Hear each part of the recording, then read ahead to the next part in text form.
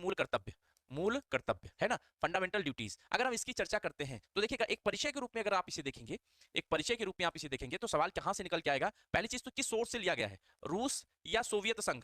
Soviet संघ, आपसे सवाल पूछा जाए किस देश के संविधान से ग्रहित है तो सोवियत संघ से ग्रहित है, इस चीज को याद रखिएगा। सवाल बनता है किसकी सिफारिश पर इसे ऐड ऑन किया गया है, तो एक ही क्वेश्चन में देख लीजिएगा सारी चीजें मिल गई, स्वर्ण सिंह समिति की सिफारिश पर इसे ऐड किया गया, स्वर्ण सिंह समिति की सिफारिश पर। अब सवाल ये बनता है कि स्वर्ण सिंह समिति की सिफारिश ने टोटल कितने फंडामेंटल ड्यूटीज मूल कर्तव्य को भारतीय संविधान में जोड़ने की बात की, केवल 8 को कहा था, और 8 को इन्होंने कहा, लेकिन कहा इसको इंप्लीमेंट कराने के लिए इसको कानूनी अमली जामा पहना जाए, यानी बाध्यता की जाए। भारत सरकार ने ऐसा नहीं किया। टोटल इसमें कितने हैं, 10 मूल कर्तव्य थे, 10 स्टार्टिंग में कितने थे, 10 मूल कर्तव्य थे, मूल कर्तव्य थे, लेकिन एक और मूल कर्तव्य थे, ठीक है, ये 42वें संविधान संशोधन तक जोड़ा गया, 42वें संविधान संशोधन अधिनियम 1976 तक जोड़ा गया। लेकिन एक मूल कर्तव्य, 11वां मूल कर्तव्य 86वां संविधान संशोधन अधिनियम 2002 द्वारा शिक्षा का अधिकार है ना, 11वां मूल कर्तव्य जोड़ा गया। एक चीज और याद रखिए, स्वर्ण सिंह समिति ने कहा कि टैक्स देने का कर्तव्य सबका बनना चाहिए, इसे भी कानूनी बनाया जाए। भारत सरकार ने इसे उस समय नहीं माना, कारण यह था कि सभी के ऊपर अगर ये ऐसा लगा देते, इंपोज कर देते कि टैक्स देने का कर्तव्य सभी का है और इसे कानूनी बना देते, तो शायद देश में कुछ न कुछ कह सकते हैं लॉ एंड ऑर्डर का इशू हो सकता था। देखिए बुद्धिजीवी जब कोई बात या कोई कानून बनाते हैं सोच समझकर बनाते हैं, हाँ खामियां होती हैं,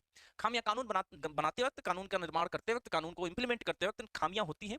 उन खामियां को जो सुधारक होते हैं वो अपने अपने विचार देते हैं। इसीलिए सरकार लोकतंत्र में क्या है, जनता का जनता के लिए, जनता के द्वारा, मतलब ये है कि जब भी आप पॉलिसी मेकिंग करें तो एक बार पब्लिक डोमेन में पब्लिक का क्या विचार है, पब्लिक के क्या आइडियाज है, वो लेने के लिए आपको एक बार पब्लिक डोमेन में डालना चाहिए।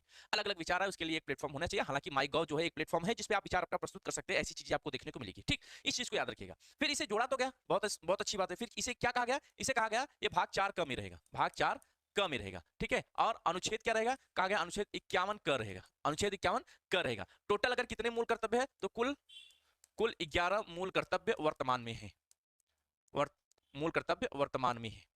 अब सवाल बनता है कि कौन कौन से मूल कर्तव्य है। अब याद रखिएगा एक नोटेड पॉइंट आपको मैं लिखा रहा हूं कि मूल संविधान में, आप यहां पे लिख सकते हैं, मूल संविधान में जो हमारा बेसिक ये संविधान बनकर तैयार हुआ था, मूल संविधान में मौलिक कर्तव्य या मूल कर्तव्य, मूल कर्तव्य, मूल कर्तव्य को नहीं जोड़ा गया था, को नहीं जोड़ा गया था। तब कब जोड़ा गया, 42वें संविधान संशोधन अधिनियम 1976 द्वारा संविधान में जोड़ा गया, इस चीज को याद रखिएगा।